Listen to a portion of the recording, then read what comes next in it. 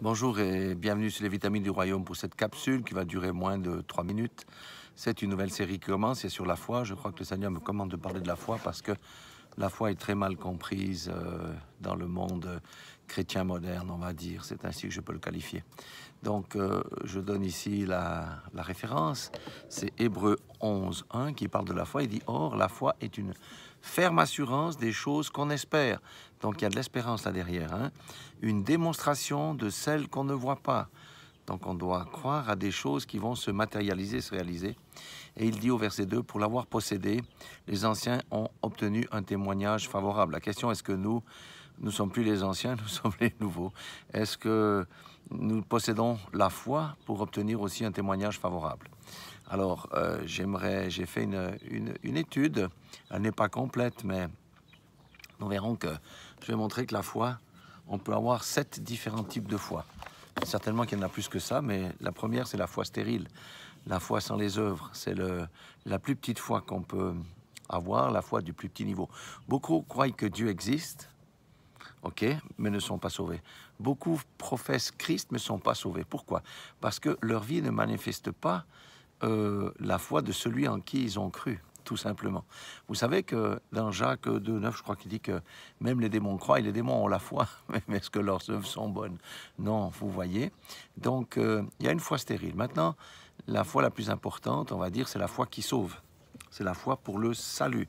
Et la foi pour le salut produit obligatoirement des fruits dignes de la repentance. Alléluia. Une foi qui ne produit pas de repentance n'est pas la vraie foi. Et la foi pour le salut produit non seulement des fruits dignes de repentance, mais aussi l'obéissance à la parole et la sanctification. Deuxième type de foi qu'on pourra avoir, ou troisième, c'est la foi pour les promesses. Elle est souvent associée à la persévérance, parce que c'est dans le temps qu'il y a la manifestation. Abraham, par exemple, et Joseph sont les deux prototypes de cette foi pour les promesses.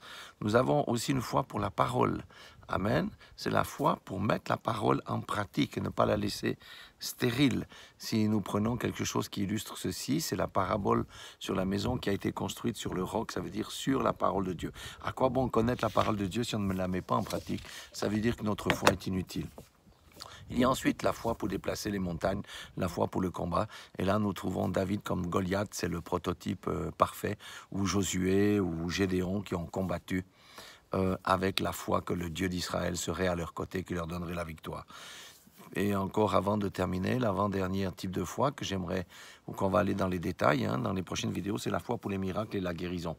Typiquement, Élie qui a fermé le ciel, Josué qui a arrêté le soleil, et les disciples, bien entendu, qui ont guéri les paralytiques, etc. Et finalement, un dernier type de foi, il faut l'avoir, c'est la foi pour les martyrs, les prophètes qui ont été sciés en deux, qui ont été torturés, ou alors Étienne, qui est mort par la lapidation. Voilà les différents types de foi.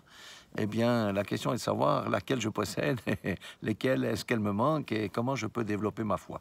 Voilà, soyez tous bénis par cette nouvelle série dans le nom puissant de Jésus-Christ.